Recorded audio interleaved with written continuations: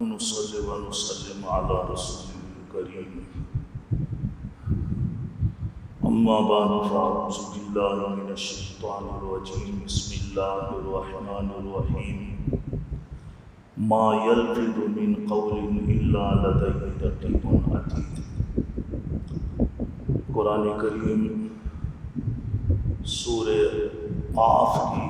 آیت مبارکہ ہے جس میں اللہ تبارک و تعالیٰ کا ارشاد گرامی ہے کہ انسان زبان سے کوئی بھی جملہ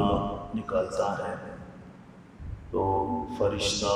تیار بیٹھا ہوتا ہے اس کو لکھنے کے لیے۔ یہ فرشتے دو فرشتے جسے کرامن کاتبین کہا جاتا ہے، یہ ہمارے اعمال لکھنے پر مامور ہوتے ہیں۔ ان میں سے جو ہمارے دائیں کندھے پر فرشتہ ہوتا ہے یہ ہماری نیکیاں لکھتا ہے، اور جو ہمارے بائیں کندھے پر فرشتہ ہوتا ہے یہ ہمارے گناہ لکھتا ہے۔ یہ اللہ کی کرم نوازی ہے، اس امت پر اللہ کی بہت بڑی مہربانی ہے کہ اللہ نے جو فرشتہ دائیں کندھے پر ہے اس کو امیر بنایا ہے، اور جو بائیں کندھے پر ہے اس کو مامور بنایا ہوا ہے۔ اس کا مطلب یہ ہے کہ امیر کو اس سے پوچھنا نہیں پڑتا، اور جو مامور ہے بائیں کندھے پر ہے جو گناہ لکھنے پر مقرر ہے وہ اس سے دائیں کندھے پر جو فرشتہ ہے اس سے پوچھتا ہے۔ تو جب یہ مسلمان نیکی کا ارادہ کرتا ہے تو وہ چونکہ کسی سے پوچھنے کا پابند نہیں ہے، وہ اس کو ایک نیکی میں لکھ دیتا ہے، اور جب یہ کوئی گناہ کرتا ہے کر لیتا ہے تو یہ بائیں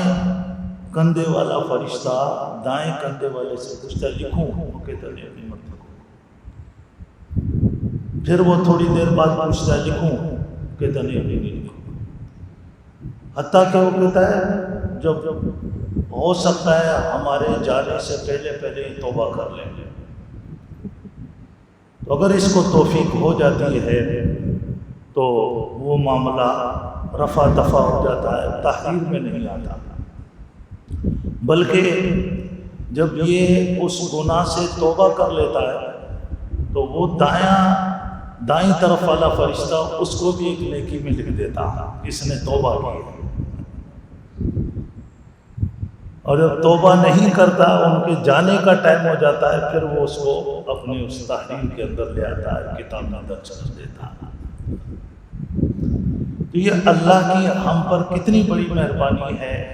کہ اللہ نے ہمیں گناہ کرنے کے بعد بھی ہمیں اللہ پاک موقع دیتے ہیں کہ ہم توبہ کر لیں۔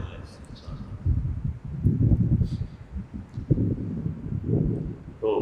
دوسری آیت مبارکہ سے ہمیں جو پتہ چلا یہ کہ ہمیں اپنی زبان کو محتاط استعمال کرنا ہے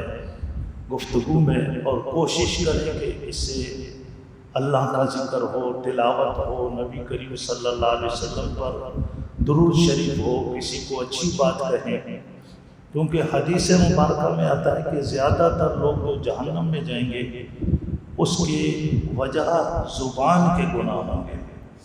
زبان کے گناہوں کی وجہ سے ہو جائے گا۔ اب زبان غیر محتاط استعمال کرتے ہیں اور اس چیز کا خیال نہیں کرتے کہ ہماری زبان سے کسی کو تکلیف ہو رہی ہے، کسی کی غیبت کر رہا ہے، کسی کی عزت خراب کر رہا ہے۔ اللہ پاک اپنے بندوں کے بارے میں چونکہ بہت زیادہ حساس ہے، اس لیے حدیث مبارکہ کے اندر آتا ہے کہ حقوق العباد میں تو حقوق اللہ میں تو اللہ جس کو چاہے گا معاف کر دے گا، لیکن حقوق العباد اللہ معاف نہیں کرے گا، یہاں تک کہ وہ بندہ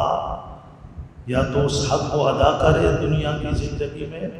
یا پھر اگر وہ مر گیا یہ بھی مر گیا تو خود وہ بندہ جب تک معاف نہیں کرے گا اللہ پاک اس کو معاف نہیں کرے گا۔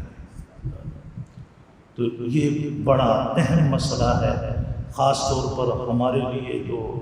اللہ نے ہمیں توفیق دی ہے کہ ہم نماز بھی پڑھتے ہیں، رمضان کے روزے بھی رکھتے ہیں، تراویح بھی پڑھتے ہیں،